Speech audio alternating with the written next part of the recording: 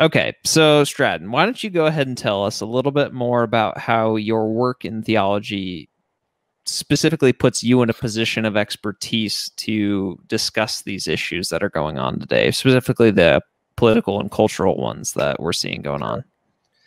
Yeah, well, as a theologian who has studied the nature of God and man, like I just talked about, I guess I can answer some deep philosophical questions about the nature of humanity.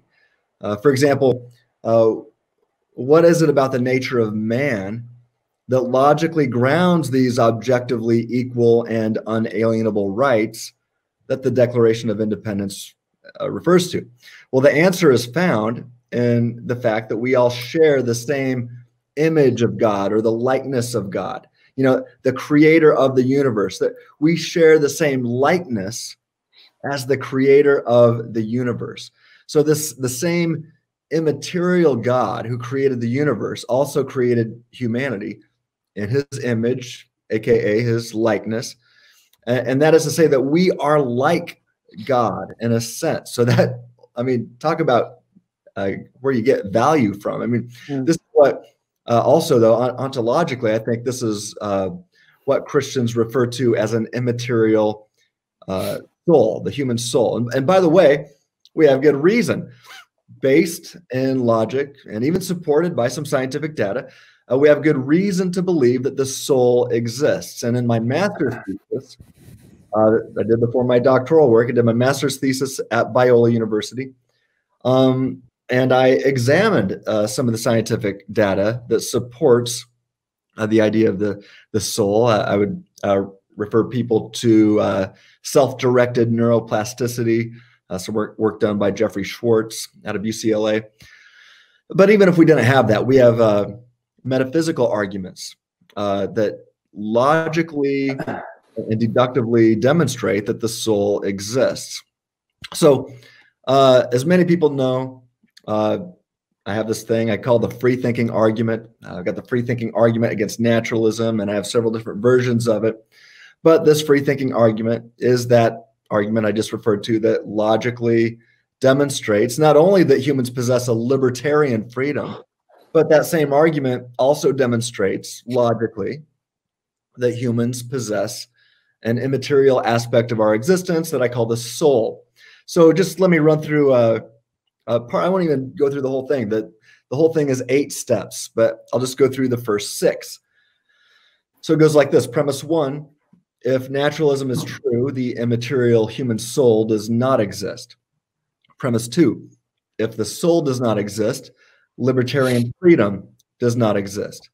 Premise 3, if libertarian freedom does not exist, then it's impossible to either rationally infer or rationally affirm knowledge claims. 4, it is possible to rationally infer and rationally affirm knowledge claims.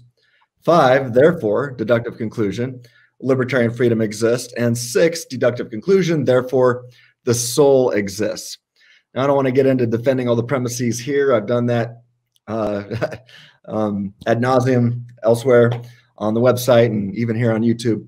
But think about equal human rights, right? If naturalism were true, objective human unalienable rights would not make any logical sense. That is to say that we cannot logically ground this concept. You might like the idea, you might want access to it, you might want it, but you don't have logical access to ground it. If naturalism is true, think about it. Humanity is not created equal, given naturalism. LeBron James, talk about privilege. LeBron James is privileged with tremendous size. That word. Yeah, right. But he is tremendous size, tremendous strength, tremendous speed, things that I do not have. Because of his DNA, he is also privileged with, because he's so good at these things, and he's worked hard to develop it, given his free will. He's got some tremendous skills on top of. And similar hairlines, though. Yes. Yeah. Well, on top of that, he's probably because of the similar hairline, he's also privileged with millions of dollars. We're definitely not created equal when it comes to our bank accounts. But just think about this. On a purely naturalistic level, it seems that LeBron James has far more value than I do, at least if naturalism is true. However, if biblical Christianity is true, and it seems to be true based on reason and evidence, then LeBron James and I are literally equal because we share the same image of God, that same immaterial aspect of our existence. So when LeBron dies and he survives the death of his body, and my body dies, but I survive the death of my body, guess what? We are exactly equal in the likeness of God at that point. Souls aren't bigger or faster than other souls. They are completely equal in the image of God. Souls don't have color. Souls don't have weight, right? They are immaterial aspects of our existence. I've written a lot about the soul on my website. If you want to learn more about the soul, I highly recommend J.P. Moreland. I think he is the leader in the field when it comes to the existence of the soul. But anyway, here's the bottom line. If naturalism is true, equality seems like a fairy tale. Indeed, I mean, did you guys see what Nick Cannon had to say? I think it was just yesterday. I've heard about this, but I never watched it. Yeah, I mean, it's crazy. He made some recent comments demonstrating that he rejects the idea of equality. So I'll quote him here. Listen to Nick Cannon, an African-American male. Listen to him pontificate about the value and significance of something physical, melanin in particular. He says this, quote, "Our melanin is so powerful and it connects us in a way that the reason why white people fear us is because of the lack they have of it." Cannon went on to say, quote, "When you have a person that has the lack of pigment, the lack of melanin, well, they know they will be annihilated. So therefore, however, they got the power. They have the lack of compassion. Melanin comes with compassion. Melanin comes with soul," end quote. Well, I'm sorry to inform Nick that an immaterial soul, by definition, cannot possess melanin. Melanin is a property of a physical substance, but the soul, by definition, is an immaterial substance. So I don't know where Nick studied philosophy or theology or metaphysics or whatever, but wherever he did that, he needs to get his money back. That's well, sure. I think he got it from the Star Wars prequel trilogy, where obviously melanin equals midichlorians and soul equals the Force. So I think that's the connection there. Oh, okay. All right, so we got to look at melanin. Trying to make sense of it somehow. That makes it much worse. Yeah. Well, Anakin had a high midichlorian count. Now I'm insulted. Yoda, and Nick Cannon has a high melanin count. I see where you're going with that. Hey, I'm not saying it's right. I'm just saying that's where you got it. Right. Okay. Okay. Well, let me read a little bit more from Nick Cannon. It gets worse. He says this, quote, "The people that don't have melanin are a little less," right? Seems like he's saying we're of little, or we're of less value, right? He says this, quote, they may not have had the compassion when they were sent to the mountains of Caucasus.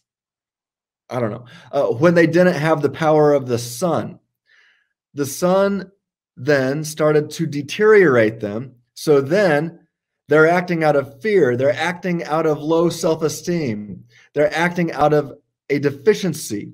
So therefore, the only way that they can act is evil.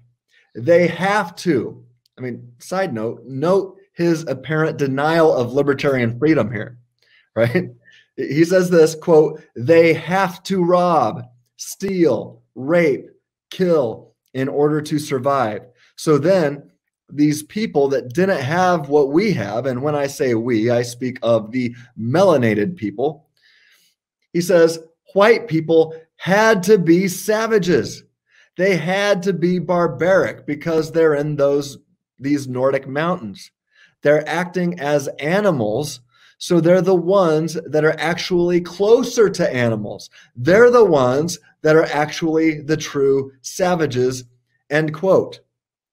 So, I mean, just let me point out how naive, ignorant, false, dangerous, and just plain evil Nick Cannon's words are.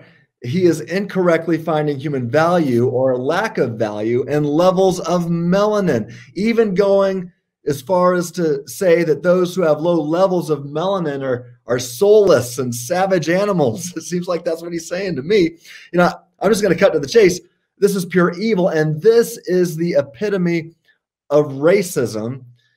Now, at least according to the traditional definition of the term, at least the kind of racism that horrified everybody that was responsible for slavery that we experienced here. This really seems to be racism on his part. Now, I mean, think about this. When humans want to persecute and kill other humans, the first thing they do, it seems at least quite often, is they do not recognize them as a fellow human being, right? They choose to stop recognizing that human as a human. So Hitler did it to the Jews. Hitlers and the Nazis did it to the Jews. The KKK did it to Black people. Those who fight for abortion rights today are doing it to babies, like a third of which are Black babies. And now Nick Cannon is doing it to white people. And he's not alone. I think I saw that Diddy is now defending him. Not sure about that. But let me just tell you, every single instance of this, when you're looking at another human as non-human, guess what? That is pure satanic evil. And so the truth of the matter is that each and every human has been created in the image of God, and each of us are equal in value before God and because of God. So the problem is not levels of melanin. Let me tell you this. I do not care about the white race. I don't care if in 100 years from now, humanity has evolved away from white skin. I do not care. I'll tell you what I do care about: truth and ideas. I care that everybody understands truth. And the truth of the matter is that the problem is not levels of melanin. The truth of the matter is the problem is a sin issue. Sin infects the heart, infects the mind, infects the soul of every man, no matter how much melanin you got. So, I mean, I think a big problem now is we're seeing so many people trying to fight injustice with more injustice.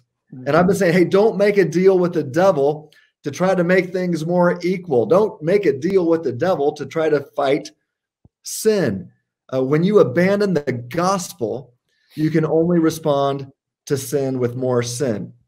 And as one of my friends said on social media, he said, compassion isn't a result of melanin.